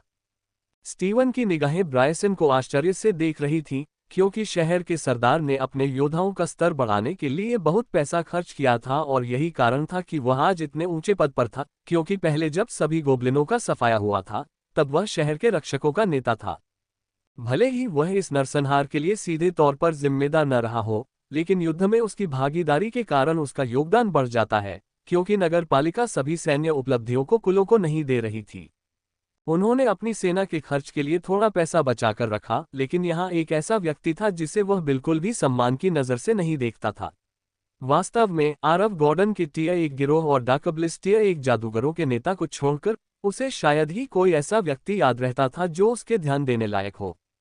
इसलिए जब सहायक भूमिका निभाने वाले किसी व्यक्ति ने खेती बाड़ी में उनसे बराबरी कर ली तो उन्हें आश्चर्य हुआ। क्या पिछली बार मैंने तुमसे जिस एलिमेंटल पावर स्टोन का लेन देन किया था, उसी की वजह से तुम में इतना सुधार हुआ है? आरव ने कुछ पल सोचने के बाद सवाल किया। हाँ, ब्रायसन ने झूठ बोलने की जहमत भी नहीं उठाए और आरव मन ही मन कोसने लगा। मुझे पता था, पिछले लेन देन में मुझे इतना नुकसान हुआ कि ऐसा हो ही नहीं सकता कि यह शातिर लोमड़ी जो चाहे वह इतनी कीमती ना हो। 169 फ्रिडाल कबीले के इरादे। इलाके के अन्य कबीले के प्रथम श्रेणी के नेता शहर के रक्षकों में से आरव, ब्रायसन, लेंस और स्टीवन को आपस में बात करते हुए देखते रहे। कुछ लोग तो आरव के करीब आने की इच्छा भी रखते हैं। आरव के युद्ध रिकॉर्ड पूरे शहर में वितरित हो चुके हैं। लगभग सभी जानते थे कि कैसे उसने गोब्लिनों के खिलाफ लड़ाई लड़ी और पूरी टियर एक आबादी का सफाया कर दिया, और फिर भी अपने साथियों के साथ टियर 2 युद्ध क्षेत्र में शामिल होने का साहस रखने वाला वह व्यक्ति, उसकी कहानी तो मानो एक किंवदंती बन चुकी थी और वह अधिकांश कुलों के मुखियाओं के लिए अपने वंशजों को सबक सिखाने का आदर्श उदाहरण था। वे सभी चाहते थे कि उनके बच्चे अपने कुलों का नाम रोशन करें और युद्ध में महान उपलब्धियां हासिल करें, लेकिन इस रक्तचंद्र लहर में भाग लेने वाले 10 कुलों में से एक ऐसा कुल भी था जो एक अलग ही मकसद से आया था। फ्रीडाल कबीला, जो प्राचीन ब्लेज कबीले का एक अधीनस्थ कबीला है, एक अलग मिशन के साथ आया है, और वही ये है कि अगर मौका मिले तो आरव को मार डालना, और अगर वे उसे मार भी नहीं पाते तो उन्हें उसे घायल करने की अनुमति थी। उनकी युवा पीढ़ी की नेता ब्री फ्रीडाल ही इस बार उनके प्रथम श्रेणी के जादूगरों का नेतृत्व कर रही थी। जब से गॉर्डन परिवार ने टिया एक सेंटर में प्रवेश किया था, तब से उसकी नजर अविनाश पर थी। गॉर्डन परिवार के सदस्यों को देखते हुए उसकी आंखों में एक ठंडी चमक थी। हम उन्हें हरा देंगे ब्री, हम पहले की तरह असहाय नहीं हैं। जब से उन्होंने हमारे कबीले में निवेश करने का फैसला किया है, हम बहुत मजबूत हो गए हैं। अविनाश को भूल जाओ, मुझे यकीन है कि अगर तुम दोनों के बीच लड़ाई हुई तो उनका नेता आरव भी तुम्हारा मुकाबला नहीं कर पाएगा। फेलिक्स फ्रीडाल ने फुसफुसाते हुए कहा। उसने देखा कि ब्री का सारा ध्यान गॉर्डन परिवार पर था। वह समझ सकता था कि ब्री कैसा महसूस कर रहा था। आखिर ब्री फ्रीडाल को एक दिव्य प्रतिभा माना जाता था, उनको चुनिंदा लोगों में से एक जिसे प्यार मिलता था और जिसकी स्थिति को कभी चुनौती नहीं दी जानी चाहिए थी। लेकिन नगर प्रमुख के महल में हुए भोज के बाद से कबीले के विभिन्न वरिष्ठ और गुटिया सदस्य ये कह रहे हैं कि वह उन सभी संसाधनों का हकदार नहीं है जो कबीला उसे दे रहा है। कुछ लोगों ने तो यहाँ तक कह दिया कि उसे गॉर्डन कबीले के एक साधारण शिष्य ने हराया था, न कि उनके मुख्य नेता ने। ये बात उसके लिए सबसे बड़ी शर्मिंदगी का कारण बन गई है। ये तथ्य कि वह अविनाश से हार गया और उसे गॉर्डन परिवार के प्रतिभाशाली आरव से लड़ने का मौका भी नहीं मिला। उसे लगा कि कम से कम अगर आरव ने उसे हराया होता तो उसे इस तरह की शर्मिंदगी का सामना नहीं करना पड़ता। उसने अविनाश और आरव दोनों को दोषी ठहराया क्योंकि उसे लगा कि आरव उस दिन सोने का नाटक कर रहा था। उसे लगा कि गॉर्डन परिवार सिर्फ अपनी शक्तियों का प्रदर्शन करना चाहता था और वह बस उनके लिए एक मोहरा बन गया। और इस विचार ने उसे गॉर्डन कबीले के सदस्य से बेहद नफरत करने पर मजबूर कर दिया, भले ही वह फ्रीडाल कबीले के वर्तमान मुखिया का पोता हो। लेकिन घटना घटने के बाद से पूरे कबीले ने फैसला कर लिया है कि परिवार के अन्य प्रतिभाशाली सदस्यों में मासिक संसाधनों का एक हिस्सा वितरित करें, इस उम्मीद में कि कोई ऐसा व्यक्ति तैयार हो सके जो ब्री से प्रतिस्पर्धा कर सके। हालांकि कबीले के बुजुर्गों का कहना था कि यह उसे प्रतिस्पर्धा देने के लिए किया गया था ताकि वह कबीले की ओर से बेहतर प्रदर्शन करने के लिए मजबूर हो जाए, लेकिन ब्री को लगता है कि बुजुर्ग उसके परिवार की शाखा के इतने अधिक अधिकार में आने से डरे हुए हैं, और वे ऐसा सिर्फ इसलिए कर रहे हैं ताकि युवा पीढ़ी के संसाधनों पर परिवार का मुख्य नियंत्रण कम हो सके। अविनाश से उसकी हार के बारे में सारी बातें महज एक बड़ा बहाना थी। उस घटना के बिना भी वे इस मुकाम तक पहुंचने का कोई न कोई रास्ता ढूंढ ही लेते। ब्लेज कबीले द्वारा गॉर्डन कबीले को खत्म करने के लिए उनके कबीलों को आर्थिक सहायता देना शुरू करने के बाद वे बहुत लालची हो गए। लाभों के बावजूद फ्रीडाल परिवार में आंतरिक कलह काफी बढ़ गई है, लेकिन आज पूरे परिवार ने एक बात पर सहमति जताई है और वह है आरव गॉर्डन की हत्या। मेरी तुलना उस कुएं के अंदर बैठे मेढक से मत करो। आरव तो बस जंगल में शेर बनकर खुश है। मैं इस छोटे से शहर में बंधकर नहीं रहूंगा जब हम उसे मारने और गॉर्डन कबीले की ताकत को कमजोर करने में सफल हो जाएंगे। एंशिएंट ब्लेज क्लैन तब तक हमारा समर्थन करने में कोई कसर नहीं छोड़ेगा जब तक हम किसी उच्च श्रेणी के शहर में प्रवेश नहीं कर लेते। शायद वहां से क्लैन को उच्च श्रेणी का क्लैन बनने का मौका मिल सकता है। उच्चतर साधना विधि और उच्च स्तरीय संचार तकनीकें प्राप्त करने के बाद आरव और उसका कबीला हमारे लिए केवल सीढ़ी का काम कर सकते हैं, ब्री ने कहा और फेलिक्स ने सिर हिलाया। उनके इस तरह बात करने का एकमात्र कारण ये था कि उनके पास पहले से ही लगभग 5 लोग हैं जो टिया एक मेज के शिखर स्तर में प्रवेश कर चुके हैं। अल्पविराम। कबीले के संसाधनों को साझा करने के बाद ब्री के पास भी टिया 2 मैच के रूप में अपना रैंक बढ़ाने की क्षमता थी, लेकिन अगर वह ऐसा करता तो वह टिया एक युद्ध क्षेत्र में नहीं टिक पाता, इसलिए उसने तब तक अपनी इस उपलब्धि को रोक रखा था। तो असल में उनका मानना था कि जब तक युद्ध के मैदान में अराजकता फैली रहेगी तब तक उनके पास हमला करने का सही मौका होगा, जब कोई उन्हें देख नहीं रहा होगा। इससे पहले कि पूरा गॉर्डन परिवार समझ पाए कि क्या गड़बड़ हुई है, वे आरव को मारकर पीछे हट चुके होंगे। उन्होंने आरव की शक्तियों की जांच करने की जहमत ही नहीं उठाई, क्योंकि वे अभी भी उसकी ताकत का आकलन पिछली लड़ाई में दिखाए गए प्रदर्शन के आधार पर कर रहे थे। वास्तव में उन्हें बताया गया था कि आरव के पास टियर 2 आइस गोलेम की क्षमता है, और उनके पास गोलेम को तब तक बांधे रखने के लिए एक स्क्रॉल भी है जब तक कि उनका हमला पूरा नहीं हो जाता। ऐसा लगता है कि उन्होंने सब कुछ पहले से ही योजना बना लिया है और उन्हें विश्वास है कि आरव आज उनके द्वारा बिछाए गए सभी जालों से बच नहीं पाएगा। इसी बीच आरव को अपने ऊपर एक बेहद दुर्भावनापूर्ण निगाह का एहसास हुआ, क्योंकि ब्रायसन उससे बात करने की कोशिश कर रहा था और उसने उस ऊर्जा को समझने की कोशिश करते हुए अपनी आंखें बंद कर लीं। आरव को आंखें बंद करते देख ब्रायसन को लगता है कि आरव उसे अनदेखा करने की कोशिश कर रहा है, लेकिन वह इस पर ध्यान नहीं देता और आरव के आंखें खोलने का इंतजार करता है। आरव की मानसिक ऊर्जा दूर तक फैली और अंततः उस स्थान का पता लगाया जहां उसे अपने प्रति हल्की जानलेवा मंशा महसूस हो रही थी, और जब वह मुड़ा तो उसका सामना ब्री फ्रिडाल से हुआ। 170 चालाक लोमड़ी को मात दें। आरव बहुत सतर्क स्वभाव का व्यक्ति था, इसलिए जब उसे पता चला कि कोई उसे इतनी शत्रुतापूर्ण निगाहों से घूर रहा है, तो उसने सबसे पहले ये याद करने की कोशिश की कि क्या वह ब्री से पहले कभी मिला था या उससे उसकी कोई अनबन थी। लेकिन चाहे उसने अपनी यादों को कुरेदने की कितनी भी कोशिश की हो, उसे एहसास हुआ कि ऐसी कोई बड़ी घटना नहीं थी जिसमें उसका ऐसे व्यक्ति से सामना हुआ हो। कौन है वो? आरव ने ब्री फ्रिडाल की ओर इशारा किया, हालांकि वह अब भी उसे घूर रहा था। इस बात को छुपाने का उसका कोई इरादा नहीं था कि वह उसके बारे में पूछ रहा है। अरमान लैंस आरव के अचानक पूछे गए सवाल को सुनकर चौंक गया, जब उसने अभी अभी अपनी आंखें खोली थीं। लेकिन जब उसने आरव की उंगली के इशारे का पीछा किया तो वह उस व्यक्ति को ढूंढने में कामयाब हो गया जिसके बारे में आरव पूछ रहा था। ओह, ये तो ब्री है। भोज में फ्रिडाल कबीले की युवा पीढ़ी का नेतृत्व उसी ने किया था, लेकिन अंत में उसे तुम्हारे भाई अविनाश ने बहुत आसानी से हरा दिया। तब से मुझे लगता है उसकी सारी प्रसिद्धि मिट्टी में मिल गई है। अरमान ने कंधे उचकाकर जवाब दिया। तो उसकी हार के कारण उसकी स्थिति डगमगा गई है। बेचारे और पाखंडी कबीले, इसमें कोई आश्चर्य नहीं कि उसने मेरे प्रति इतनी शत्रुतापूर्ण ऊर्जा दिखाई, लेकिन मुझे समझ नहीं आता कि अगर अविनाश ने उसे हराया तो मुझे ही क्यों भुगतना पड़ रहा है। आरव ने अरमान से सवाल किया, जो उसके बारे में थोड़ा बहुत जानता हुआ प्रतीत होता है। खैर, ऐसा इसलिए है क्योंकि वह एक बहुत ही तुच्छ व्यक्ति के रूप में जाना जाता है। वास्तव में अगर आप मुझसे पूछें तो मुझे लगता है कि वह न केवल आपसे बल्कि अविनाश और आपके पूरे परिवार से नाराज है, क्योंकि उसका अपमान तब शुरू हुआ जब आप भोज में सो गए और अपने कर्तव्यों को उस व्यक्ति को सौंप दिया जो आपसे नीचे माना जाता है। और उसका तुम्हारे माथत से हारना और तुमसे हाथापाई तक न कर पाना ही उसके लिए सबसे बड़ा झटका लगता है। इसलिए ऐसे संकीर्ण मानसिकता वाले व्यक्ति को जानते हुए मुझे 100% यकीन है कि वह तुम्हारे और तुम्हारे कबीले के प्रति गहरी दुश्मनी रखता होगा।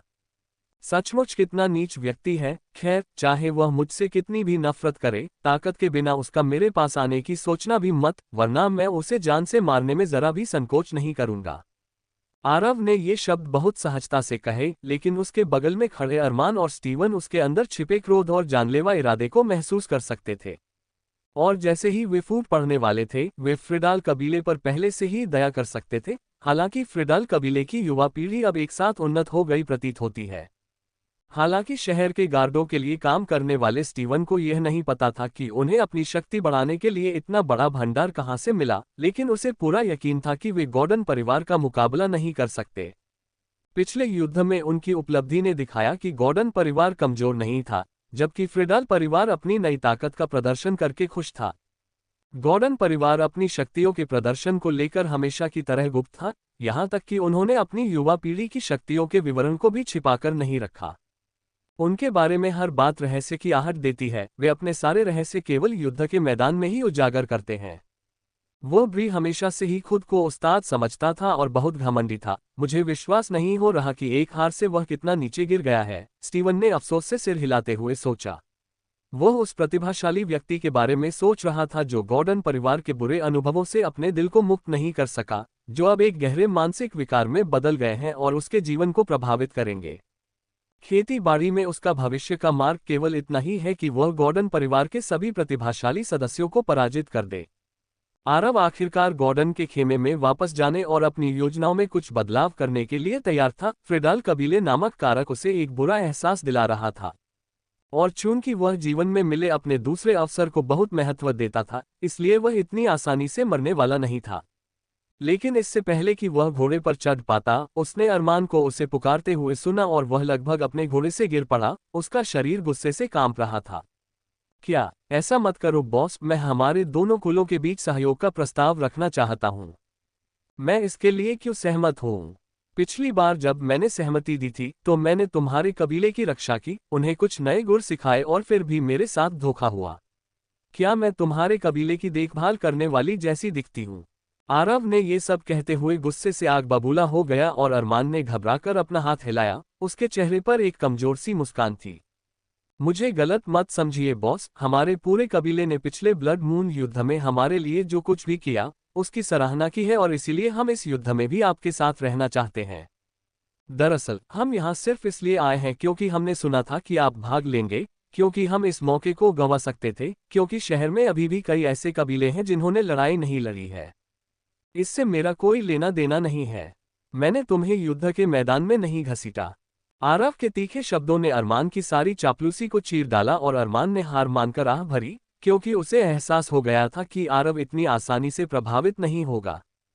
हमने गॉर्डन कबीले को अपनी कमाई का 20% पावर स्टोन के रूप में देने पर सहमति जताई है, बशर्ते आप हमें उसी तरह साथ रहने की अनुमति दे जैसे हमने गठबंधन के दौरान दी थी। इतना ही नहीं, हम ये भी चाहते हैं कि हमें मिलने वाला कोई भी मौलिक पत्थर इस लूट में शामिल न हो। जब आरव ने उसकी शर्तें सुनी तो वह घृणा से बोला, क्या इस मूर्ख को लगता है कि एलिमेंटल पावर स्टोन पाना आसान है? उसने पता लगाया था और सुना था कि यह कुछ दिव्य जड़ी बूटियों से भी दुर्लभ है। और पिछली बार टाइटन को एक एलिमेंटल पावर स्टोन पाने के लिए उस खास यतीम गोब्लिन को हराना पड़ा था। अरमान खुद को क्या समझता है कि उसे एक और एलिमेंटल पावर स्टोन मिल जाएगा? दरअसल आरव को पता था कि पिछली बार उसने जो एलिमेंटल पावर स्टोन दिया था वह पूरी तरह से पचा नहीं था, क्योंकि अरमान चाहे जितना भी पचा ले उसका स्तर बहुत कम था। तीसरे स्तर के मौलिक शक्ति पत्थर की ऊर्जा को खत्म करने में लंबा समय लगेगा। उसे तो ये भी लगा कि वे इसका इस्तेमाल अपनी युवा पीढ़ी में कुछ विशेष प्रतिभाओं को विकसित करने के लिए कर सकते हैं। आखिरकार उस मौलिक पत्थर में इतनी शक्ति थी कि वह किसी को भी मध्य स्तर से नीचे धकेल सकता था। इसका मतलब यह है कि यह अरमान को टियर 2 मैच स्तर तक पहुंचा सकता है और साथ ही लांस्ड कबीले के किसी अन्य सदस्य की क्षमता में सुधार कर सकता है, जिससे उन्हें अधिक जटिल पवन तकनीक को समझने और पवन तत्व के साथ उनकी आत्मीयता को बेहतर बनाने में मदद मिलेगी। तुम मुझे समझते क्या हो? क्या मुझे धोखा देना इतना आसान है? पिछली बार मुझे 30% से अधिक मिला था और अब तुम मुझे बीच में ही रोकने की कोशिश कर रहे हो। अगर तुम मेरा पीछा करोगे तो सपने देखते रहो, मैं सिर्फ 30% ही ले पाऊंगा। अरमान, आरव के लालची शेर जैसे मुंह को देखो, जिसे सिर्फ अपने लाभ का और अधिक हिस्सा लेने में ही दिलचस्पी थी। मुझे खेद है कि मैं इससे सहमत नहीं हो सकता, बॉस। हम पहले से कहीं अधिक मजबूत हैं और युद्ध में अधिक सक्रिय रूप से भाग ले सकते हैं। आप हमें अपनी इच्छानुसार उपयोग कर सकते हैं, लेकिन फिर भी ये केवल 20% ही रहेगा। आरव की विनती सुनते हुए अरमान का शरीर कांप रहा था और उसने धीमी आवाज में कहा, तो फिर कोई और बेबीसिटर ढूंढ लो, मैं इस बातचीत से थक गया हूं। वैसे भी मुझे किसी की बेबीसिटिंग करने की इच्छा नहीं है, और दूसरी बात, मुझे तुम बिल्कुल पसंद नहीं हो। आरव ने अरमान की बात अनसुनी करते हुए कहा और अपने घोड़े पर सवार हो गया। इसे गॉर्डन कबीले के शिविर की ओर वापस निर्देशित करना।